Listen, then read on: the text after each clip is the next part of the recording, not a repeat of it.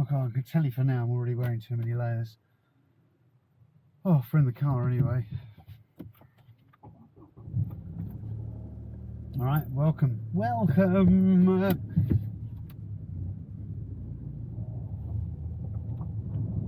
I forgot there was a trailer on the back of that.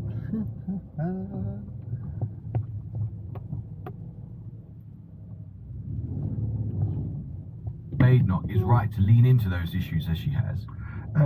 Yes, but I think she's very articulate in doing that. However, I do think there's a danger here, and I've got it from studying Mrs. Thatcher, really, because... Let's not listen to that.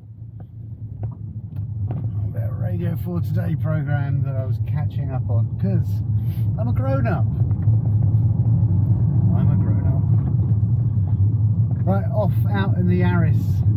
Off out in the Yaris.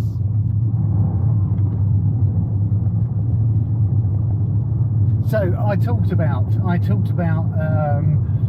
a journey that I now have to do to go and visit my mother on our recent podcast, and you know what? That is one of the highlights. So look, if you're into cars and stuff, and you want to hear about just some general motoring waffle from JB and Jules, you've got to check out the Moto Views podcast. You can find it on, that's noisy, you can find it either on Spotify or Apple Podcasts. Well, in fact, probably wherever you find your podcasts. But if you're struggling, you can find us through Buzzsprout, or you can find us on our motorviews.org, I want to say, or just don't follow that. I don't know. I need to check our website. That's really bad. You can find it through my website.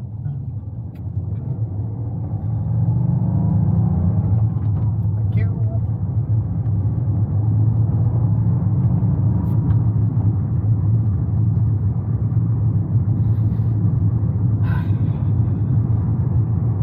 It's good to be back in the Yaris. The Yaris GR. Right, okay, so obligatory button pressing, so I need to press that button there, which means I no longer have to worry about it beeping and trying to take control of the car. Middle lane. See, I've seen people complain about they've got to press the button on the steering wheel to stop that from happening. And yes, in my Suzuki Jimny, it is a button I've pressed and it always stays turned off.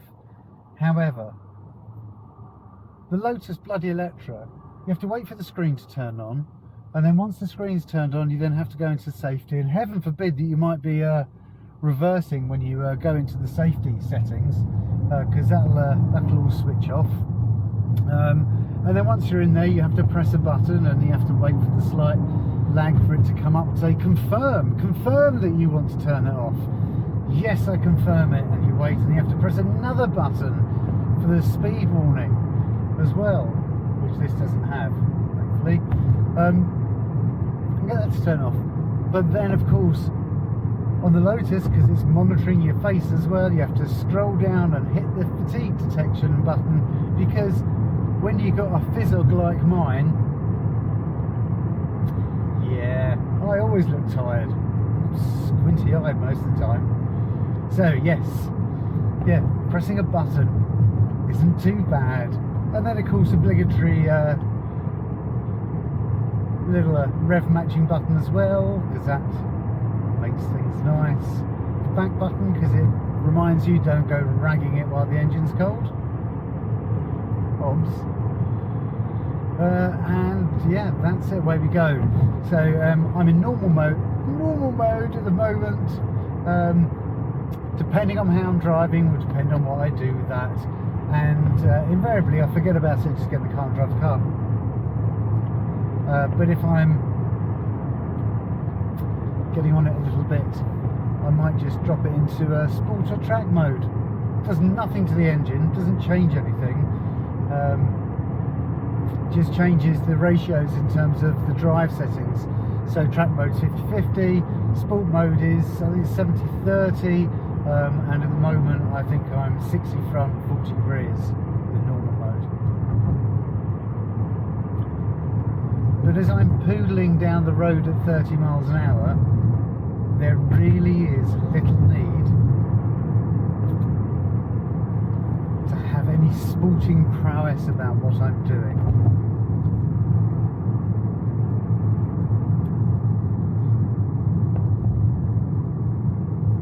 And there is none. So I've had, this is my second Yaris GR. I bought one when it was all hyped up.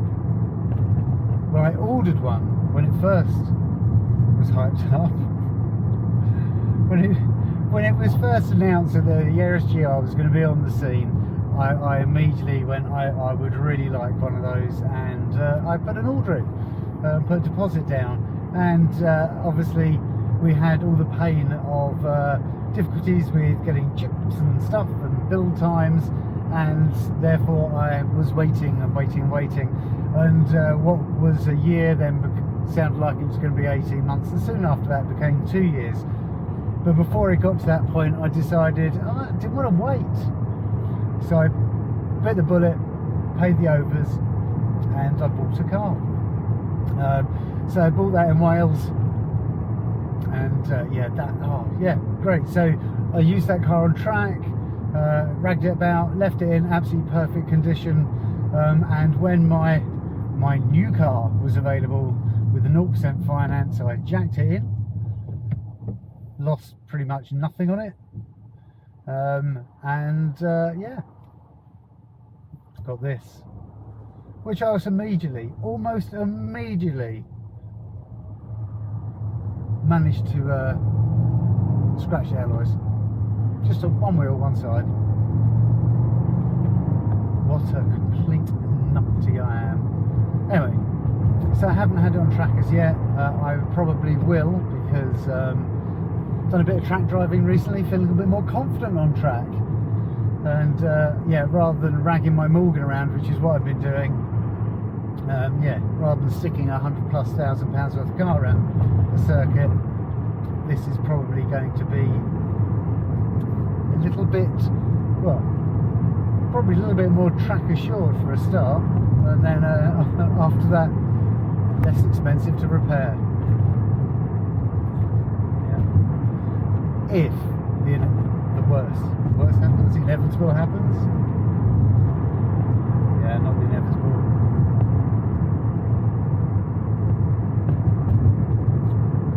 I'm too risk averse to have anything drastic happen.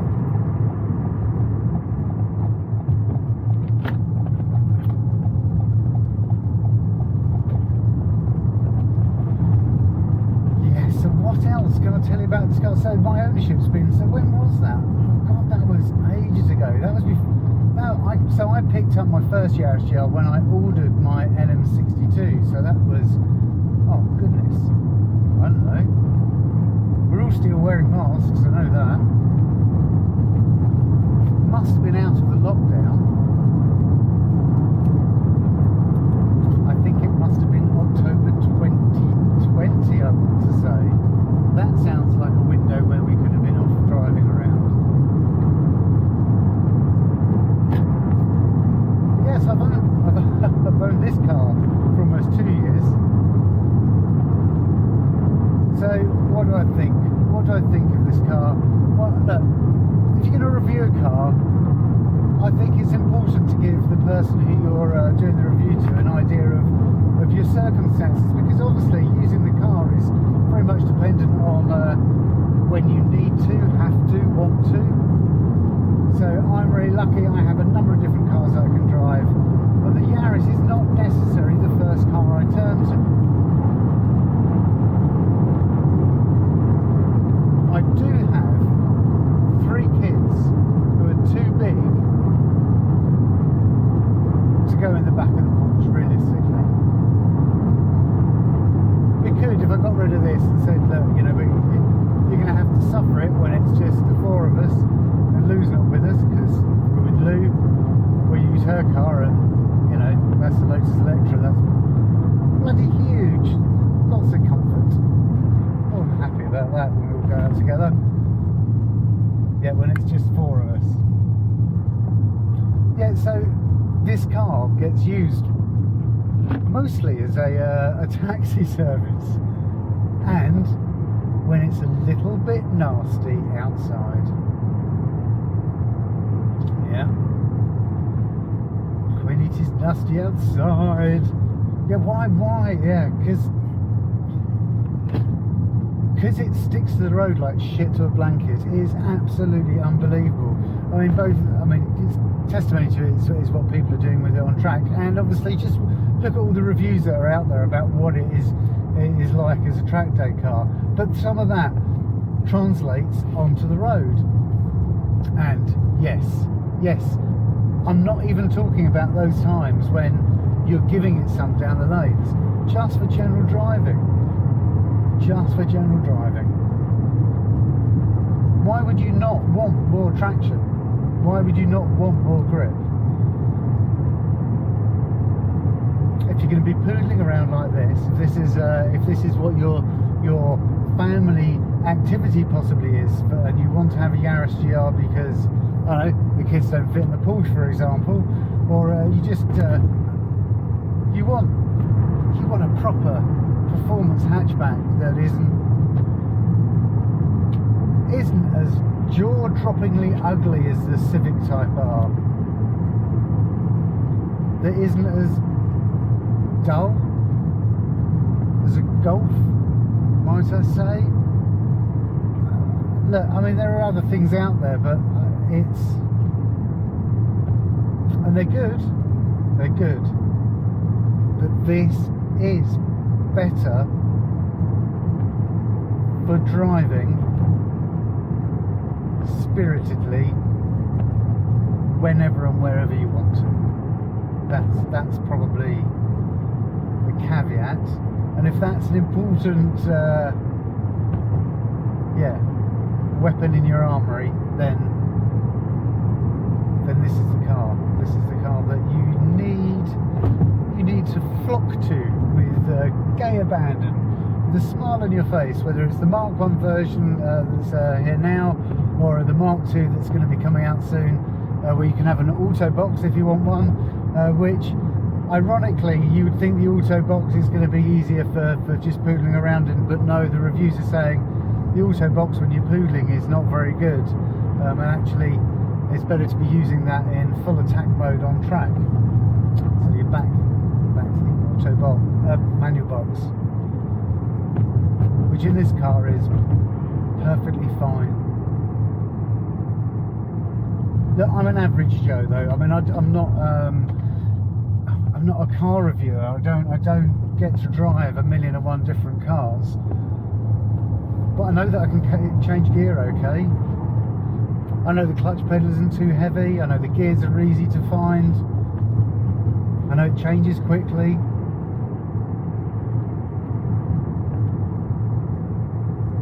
I know I can judge the width of the car nice and easily. I know it's small and compact. I know there's enough room for everyone in the back. And I know I can get a pushchair in the boot. I can get 2 car seats in it as well.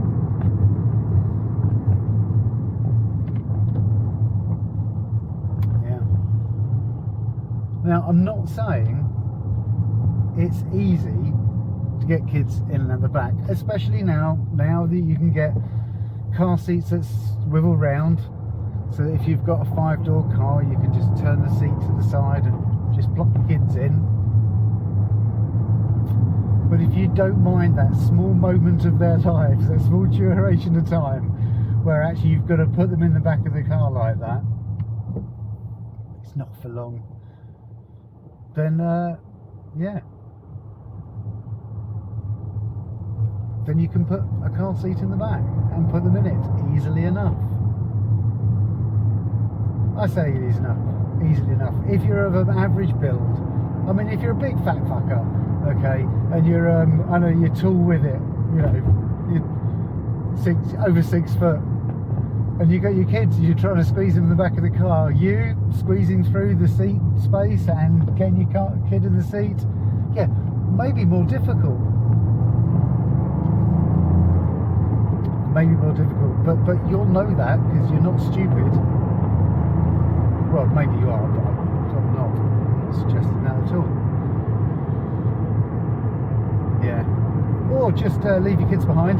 That's another good option, and or just wait till they're big enough to climb in the back themselves. Then we come to something which does wind me up. The seats do not return to their original position after you've tilted and folded them. That's annoying. It does just mean I make everybody get in through the passenger door so that my seat always stays in the position I want it.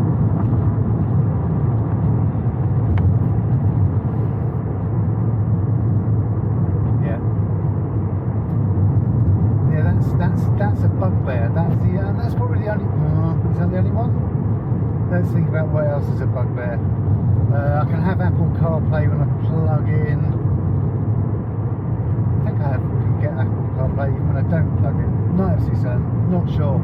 I'm not a big infotainment person. I'm not really worried as long as I can, Bluetooth connect to a speaker of some sort. I'm quite happy for my phone to do the work. Same with maps and stuff. Yeah, so the fact that this hasn't got navigation on the circuit pack, so meh, doesn't worry me. Does not worry me at all. What do I like? I like the fact that my climate control stuff is down here. It's nice and easy to reach. I like the fact that I can turn something on and off with the press of a button rather than having to touch screen it all up. Yeah. I like the dash, it's nice and easy to see, see through the wheel, there's no ducking around to see stuff. The lights aren't brilliant, but they're not the worst.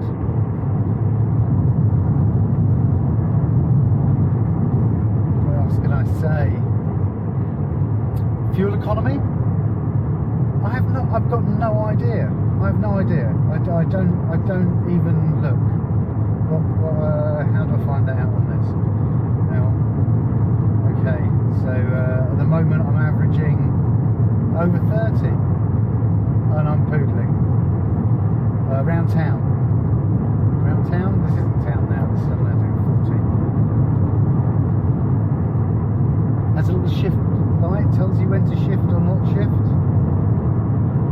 But that's not for when you're on it shifting, I think that's just for fuel economy shifting because you're not going to see that. It's not like it's full on clear change.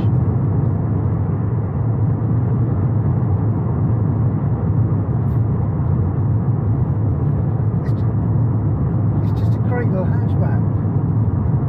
It's interesting, isn't it? Because it's not cheap, but the plastics are good plastics, but they're not nice looking plastic. It's alright. The Alcantara is lovely. That's nice. I'd have more of that if I could. What else is there?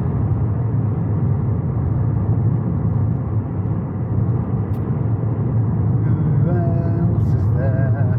I've got a button for your auto lights. Well, not auto lights.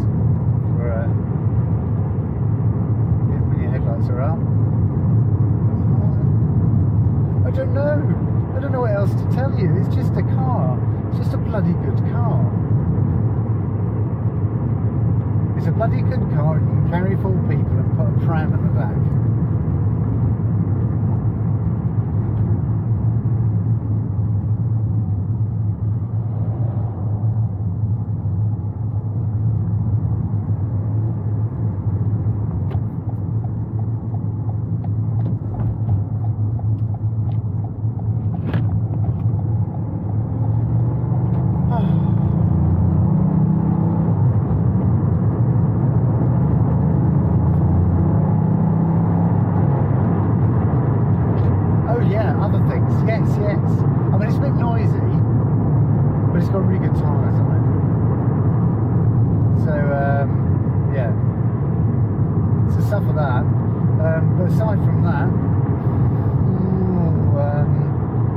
Exhaust noise is pumped through the car, I'm not sure if it's enhanced or whether it's just fake sound, fake exhaust. Sounds nice though. You know, I'm quite. I don't care. Apparently, it doesn't sound very good outside. But again, I'm driving the car. I'm not outside, so again, I'm not overly bothered by that. So, however, that's me. Okay, because I do have a car. When I lift off the accelerator, it gives me some lovely pops and bangs. It clatters nicely. So if you're missing that, then change the exhaust and maybe delete the sound inside so you can just hear what's going on. Yeah, that's an option for you.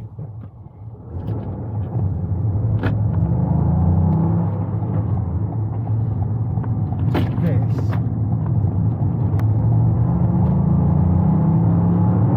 is the new road I have to do for commuting to see my mother. I mean, it's national speed limit from the off, which I think is, compared to some places, is crazy, because this is national speed limit, and there are houses, and ordinarily the national speed limit wouldn't start to at least here. So, right, okay.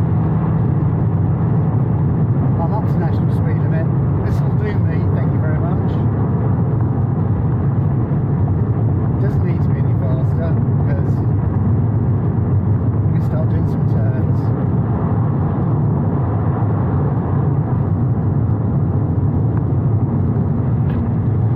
Yeah. Oh, and the road gets narrow, so we've got to slow up anyway. You wouldn't resist for a biscuit. Risk it for a biscuit.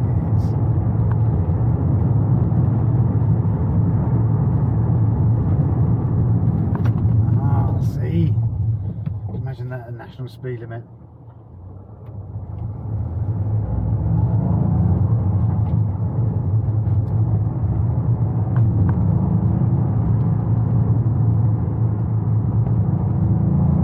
You do get these little bits where you can just pop it up again.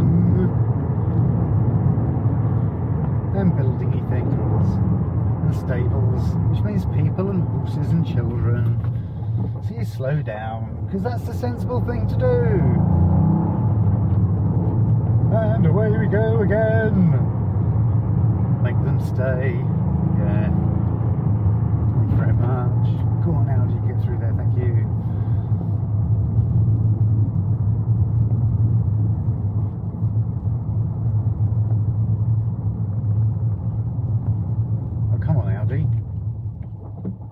Thanks. Loads of room. Look, there's a van driving past you with a foot to spare.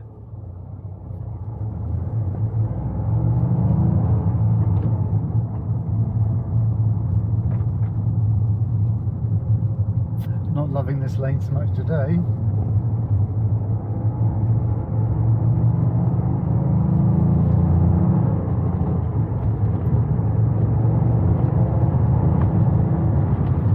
I'm late for a meeting. I'm meant to be somewhere at 2 o'clock, and I could really right now be getting on with charging down this bit of roadway. But sadly, no. Sadly not. However, I think that is enough. You don't need to know anymore. So thank you very much for joining me in my Yaris GR for my little commute to see my mother. And yeah, if you're thinking about buying one, you won't regret it. It's not to everybody's taste. It's you'll get it, you'll understand what it's all about. If it's for you, then it's for you. And yeah, and once you buy it, you'll find that you're unlikely to ever let it go. It's that good. Catch you next time.